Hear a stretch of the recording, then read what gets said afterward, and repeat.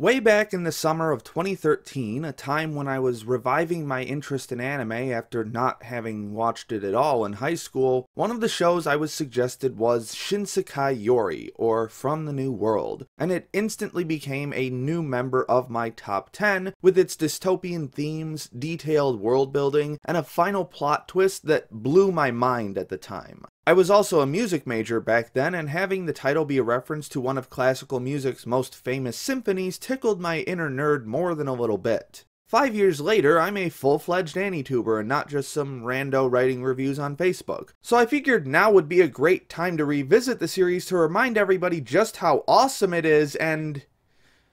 well...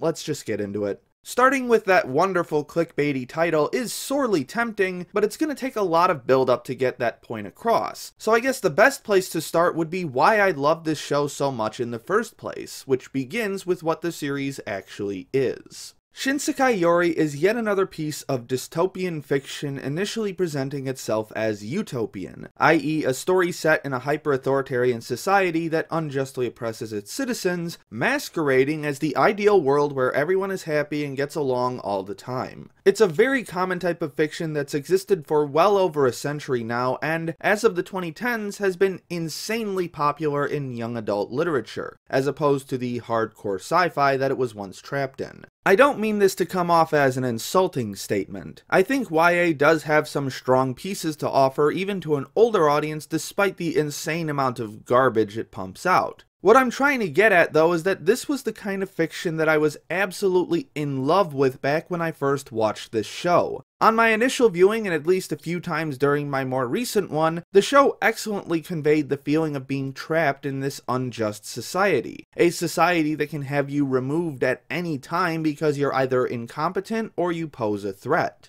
Aside from the more forthright political elements, the biggest appeal of a dystopia is the idea that the world is out to get you and force you to comply with the standards that it sets regardless of your individual circumstances, lest you face the horrifying consequences. And this is one of the elements that Shinsekai Yori executes pretty well. This is actually why I had this video planned out for Halloween in the first place. Even though Shinsekai Yori's status of being an actual horror series or not is very debatable, I would say that it definitely is one because the one thing I remember about this show from my first viewing is that it scared the living shit out of me. The original thesis of this video was going to focus almost solely on the impure cats, and how the protagonist's interactions with them over time represent different stages of growing up and taking on responsibility as productive members of society. When they're children, the cats are there to discourage bad behavior and keep them in line. But as adults, it's suggested that they will one day be in charge of the cats themselves, and most of the moments where the cats are involved are portrayed through some of the strongest cinematic moments in the entire series, with the lighting and shot composition working together to create a truly terrifying atmosphere. The impure cats are literally boogeymen, and it's kinda terrifying to think that there's nothing you can do about them until you're grown up and finally the one in control.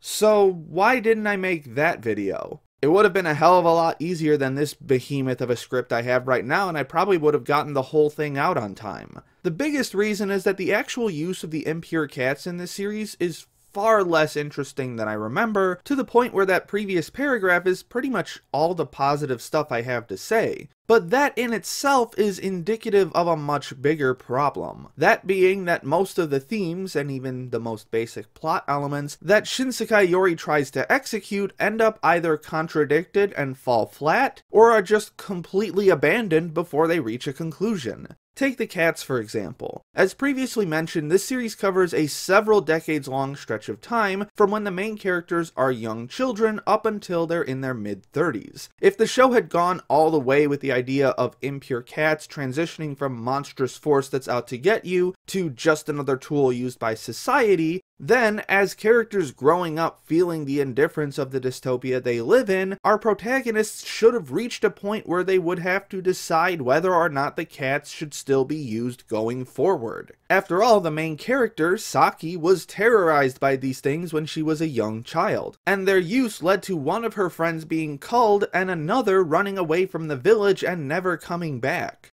Instead, the show takes an almost complete left turn during the last third that throws the fate of the entire world into question with almost zero mention of the cats whatsoever, before returning to the status quo at the end and just having the characters totally accept the cats as a necessary part of their society. And this is far from the most disappointing lack of thematic conclusion this show has in store.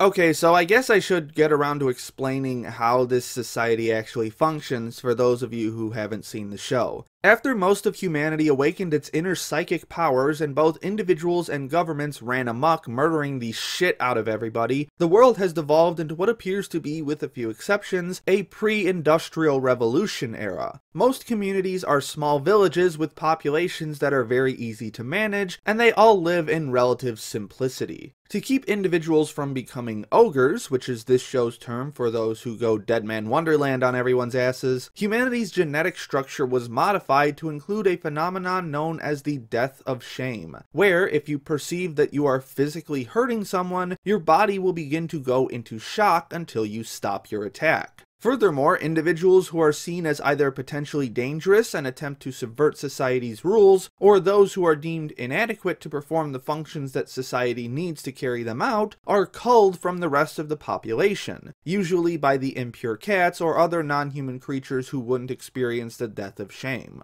Additionally, those who end up losing control of their powers because they grow too strong are known as karmic demons, but there really isn't a fallback plan for dealing with these other than getting rid of them as soon as possible, which will become relevant for a very brief moment later on. In terms of laying the groundwork for this world, this is pretty solid and very effective at getting the viewer immersed in this dystopian future. The very first scene is especially strong in terms of conveying the uneasy and oppressive tone that the series will attempt to carry from here. However, as the series goes forward, it becomes pretty apparent that there's something very off about how this show is structured, not only in terms of its lack of focus on concluding the themes it puts forth, but also in regards to its cast, which makes sense because these two things are usually inseparable in fiction. You see, the main characters of Shinsekai Yori are, well, unbelievably boring. Not poorly written or nonsensical, at least not until the last few episodes where the stupidity for the sake of plot convenience really kicks it up a notch and no one seems to call anyone out for it. No, I'm talking about the regular old kind of boring that follows a standard character template very closely with not much variance. We have the leader, the dick, the savant, the other girl, and the crybaby. And maybe with the exception of the last one, I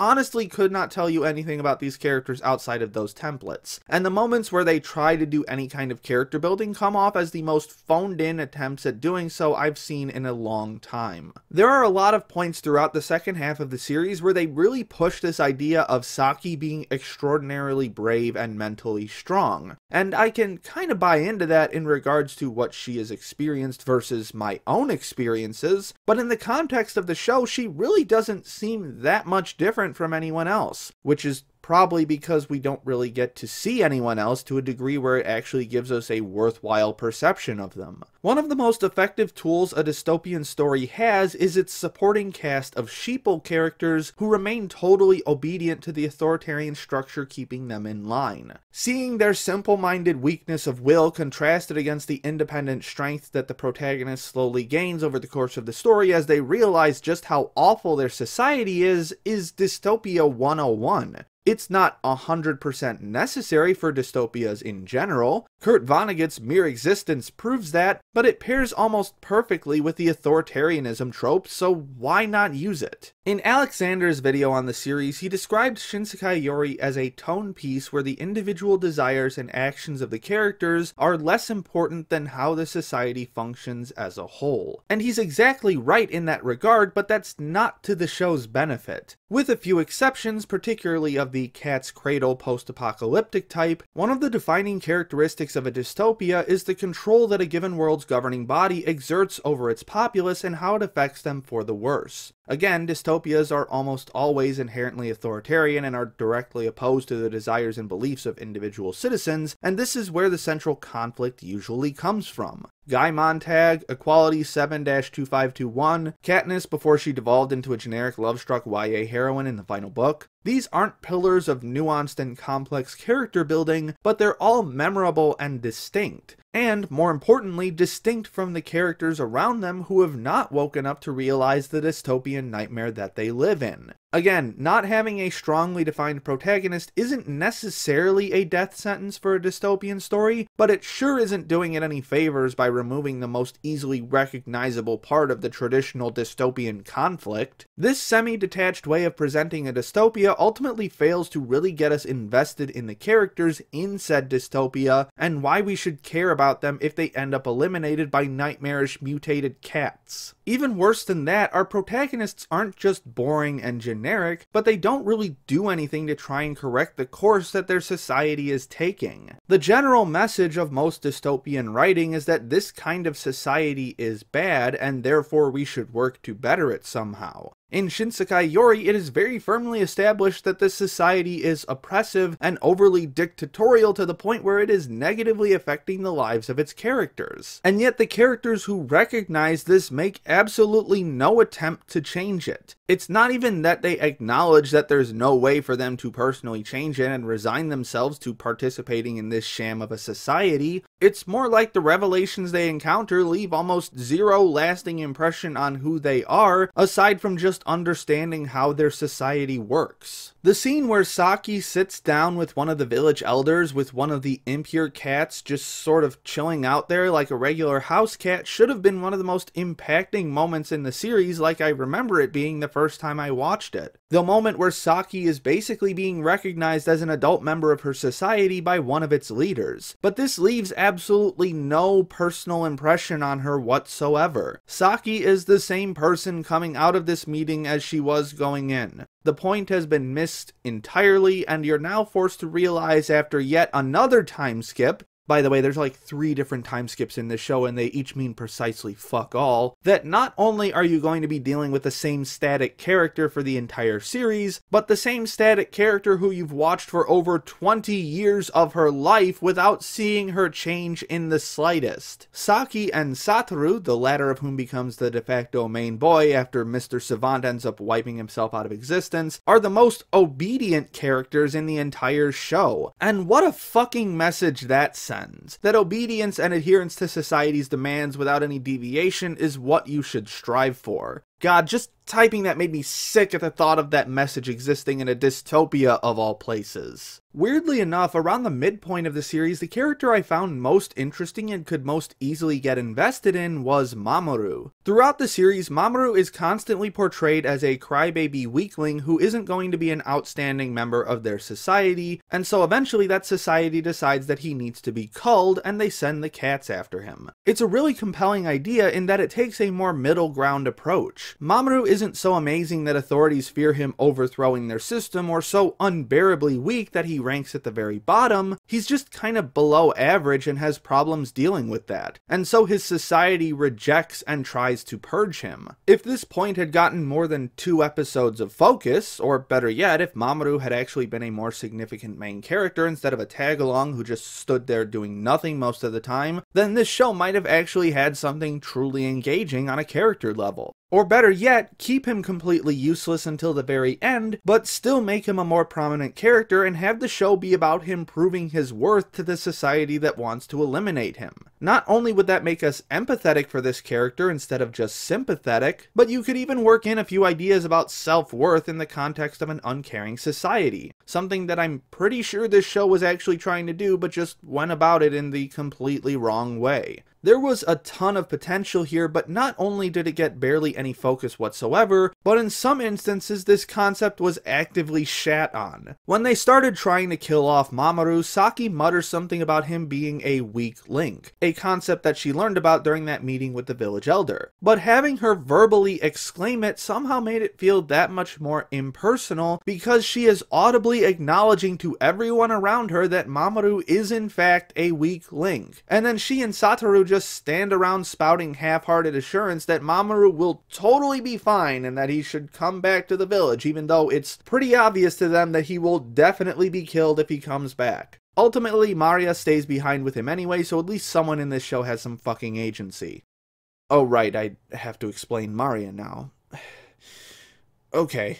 Supposedly, in this society, heterosexual relationships are banned until children reach the proper age, something that's sort of well established in the manga and is probably more firmly conveyed in the original novel, but is barely given more than a passing thought in the anime. I honestly don't think I would have even picked up on that if not for the extra research I did outside of just watching the show. This concept is brought to the forefront in episode 8, where literally every teenage character in the show is put in a homosexual relationship, and it is easily the most bizarre, infuriating, and cringe-inducing episode of the entire series because, in the grand scheme of things, it's entirely pointless. Not only is it a huge distraction from the fact that these characters are still living in a nightmarish dystopia that can eliminate them at any time, but its purpose is so horribly conveyed in the anime that the whole thing just comes out of nowhere and feels like a waste of time. And because these characters are so lifeless and uninteresting, the fact that they have romantic interests leaves absolutely no impression whatsoever. After Maria stays behind with Mamoru, Saki starts to feel a sense of loneliness and longing for Maria and the time they spent together. But that time they spent together felt so artificial and emotionless that I just couldn't buy it. This is where the manga adaptation actually succeeds because the characters are literally fucking each other silly every other chapter. It actually conveys the sense that these characters have intimate feelings for each other instead of this lifeless attempt at intimacy presented in the anime.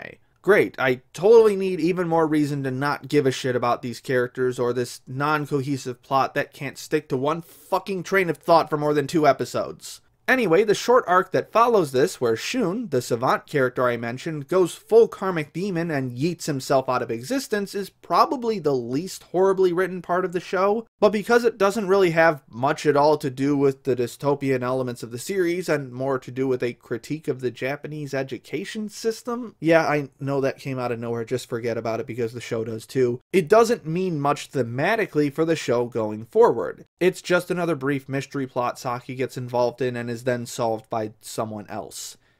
Spectacular. So eventually we get to the last 6 episodes where almost every thematic idea or intriguing socio-political quandary is put on ice until the back half of the final episode. Now, in some respects, this isn't the worst thing in the world. Shinsekai Yori's themes were already becoming a muddled mess as it was, so perhaps simplifying them would have allowed the climax to reach a satisfying conclusion. Plus, the thriller elements and world building were always the show's strongest points, so focusing on those might have led to an engaging and exciting finale. Oh wait, they didn't just simplify the themes, they flat out abandoned them in favor of a mystery thriller plot about an ogre trained by the monster rats to destroy human society. Now, again, giving it the benefit of the doubt, that's also not the worst thing in the world if the mystery thriller elements are really good. And some of them are. The way they finally defeat the ogre by realizing that it wasn't an ogre at all and just a child that didn't perceive the humans as its own species, thus relieving it of the death of shame, was pretty neat. And it made Kiromaru's sacrifice that much more powerful. However, if you're going to abandon practically all thematic intrigue, then your thriller has to be absolutely airtight, or else things are gonna go south real fucking quick. And I'm sure you know the drill at this point. The cracks in the narrative start off relatively benign, like how it's implied that the wars between the monster rats are observed by human officiators, but then they suddenly have no idea how Kiromaru's army was wiped out by squealers, and there's no evidence as to how it happened, just so we could get the ogre reveal later on. Annoying, but not totally broken yet. Then it escalates to much bigger issues, like how Shisei, the strongest person in their community, is able to keep the child under control, but then Saki gets a bad feeling and mentions power leakage, and suddenly the fight has done an about-face and the child is able to easily defeat Shisei. As far as I know, power leakage really only applies to karmic demons in this universe, so that point really doesn't make much sense, and there is literally no other explanation given for how the most powerful person in their village is killed by the enemy. How is it that I understand this show less than the first time I watched it? It makes no sense. Then, just when you think the story is sitting on the verge of being broken for the sake of plot convenience, they spend almost the entirety of the last 4 episodes on a fucking fetch quest. I wish I was joking. No longer is the story about trying to find a safe haven from the ogre child or trying to correct the course that society has taken, which had led them to such a violent upheaval in the first place. Yeah, don't forget guys, this was still a dystopian story for reals. The story basically switches genres entirely and becomes all about getting the secret weapon that can kill the enemy, which it turns out is anthrax, a reveal that I thought was kinda cool, since it shows how the protagonists are being forced to resurrect weaponry from humanity's past in order to protect the future. But of course, they don't just pull the anthrax out of a drawer and give it a toss. They have to go all the way to old Tokyo and get past a bunch of giant mutant monsters in order to get to it, because... why? No, really, why was this necessary? And more importantly, why does it take 3.5 fucking episodes? Forget Roka no Yusha, Shinsekai Yori was the original Trapped in a Fucking Cave Forever series, while also crowbarring in scenes where they try to cast doubt on Kiromaru, who's been guiding them to the anthrax this whole time. Why conjure up this doubt plot out of nowhere when Kiromaru is literally the only person in the series who has ever shown himself to be 100% trustworthy to a fault? Why introduce a bunch of mutants that they have to avoid in order to get the anthrax? Why write a scene where the characters have to walk across a floor that is covered in literal bat shit and have the characters make a big deal about having to walk across a floor that is covered in literal bat shit? Wasn't there an oppressive dystopian society that drove your friends into exile like 5 episodes ago that you still need to deal with? Why are we fucking around with this Joseph Campbell bullshit? I know this is going to be hard to believe after how exacerbated I've been already, but I still haven't even gotten to Shinsekai Yori's greatest sin. But we're going to have to take a bit of a break if I want to save my sanity. Special thanks to Jan Rogalski, Rourketon Joing, Christine Seibert, Tim Johnson, Call Me Catlord, Diane Wierzbicki, and all my other patrons for their generous support. My name is Ember, and I'll see you next time.